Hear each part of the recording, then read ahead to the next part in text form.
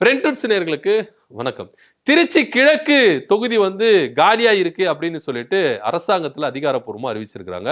விஜய் அவர்கள் 2 தொகுதியில நின்னாருங்க. ஒன்னு பெரம்பூர், இன்னொன்னு திருச்சி கிழக்கு. இதுல திருச்சி கிழக்கு தொகுதியில பாத்தீங்கன்னா ரிசைன் பண்ணியிருக்கிறாரு. இப்ப அந்த தொகுதி காலியா இருக்கு. இடைத்தேர்தல் நடக்க போகுது. இந்த தேர்தல்ல யார் நிக்க போறா? இந்த தொகுதியில தாவேக்கா என்ன பண்றாங்கன்னா திருமாவளவன் அவர்களை நிக்க வச்சு ஜெயிக்க வச்சு துணை முதலமைச்சர் பதவி கொடுக்கலாம் அப்படின்னு சொல்லிட்டு ஆதவர்ஜனா ஒரு என்ன பண்றாரு, ஒரு ஸ்கெட்ச் போட்டு இருக்காரு. விஜய் இதுக்கு சம்மதித்து விட்டார் அப்படின்ற ஒரு ஆல்மோஸ்ட் இறுதிக்கு வந்துட்டாங்க.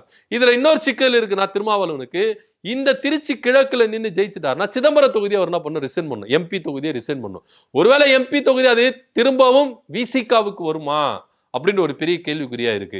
சோ அதுக்கெல்லாம் திருமாவளவர்கள் பயங்கரமா ஸ்கெட்ச் போட்டு தான் இதுக்கு வருவாரு அப்படின்னு பார்க்க வேண்டியது இருக்கு. இதுல இன்னொரு விஷயம் என்னன்னா, திமுக தரப்புல இருந்து மு.க. ஸ்டாலின் அவர்களை நிப்பாட்டலாம் அப்படின்ற ஒரு பேச்சும் அடிப்படுது. திருச்சி மாவட்டத்துல ஒருங்கிணைந்த ஒரு ஆலோசனை கூட்டத்துல தீர்மானங்களும் நிறைவேற்றப்பட்டிருக்கு அப்படின்னு சொல்லப்படுது. ஆனா மு.க. ஸ்டாலின் அவர்கள் அங்க திரும்பவும் நிக்க மாட்டார் அப்படின்னு பேசப்படுது. அதுக்கு மாறாக அன்பில் மகேஷ் அந்த தொகுதியை நின்று ஜெயிக்க வைக்கலாம் அப்படின்ற ஒரு பிளானும் திமுக தரப்புல இருந்து போடுறாங்க. இதுல என்ன ஒரு சிக்கல் என்னன்னா, திமுக தரப்பினருக்கு ஒருவேளை விஜய் அவர்கள் தாவேக்காவை நிக்க வச்சுட்டா பிரச்சனை கிடையாது. ஆனா திருமாவளவன் அவர்களை நிக்க வச்சுட்டு அன்பில் மகேஷ் எதிர்த்து நிப்பாரா? ஏன்னா திமுக கூட்டணியில இப்ப வரைக்கும் திருமாவளவன் அவர்கள் இருக்காரு, விசிகா இருக்குது. இன்னும் சொல்ல போனா மு.க. ஸ்டாலினுடைய அனுமதியோட தான் நாங்க என்ன பண்ணோம், தாவேக்காவுக்கு ஆதரவு கொடுத்தோம். குடியரசுத் தலைவர் ஆட்சி வந்துடக்கூடாது அப்படின்னு சொல்லிட்டு.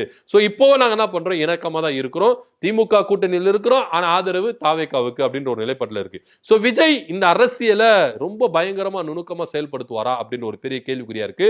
சோ திருச்சி கிழக்கு தொகுதியில திருமாவளவன் நிற்கும் பொழுது திமுக இங்க விட்டு கொடுக்குமா இல்ல எதிர்த்து போட்டியிடுமா அப்படின்ற பார்க்க வேண்டிய ஒரு விஷயமா இருக்குது. இந்த பத்தியோட கருத்து அப்படி கமெண்ட் பண்ணுங்க. நன்றி, வணக்கம்.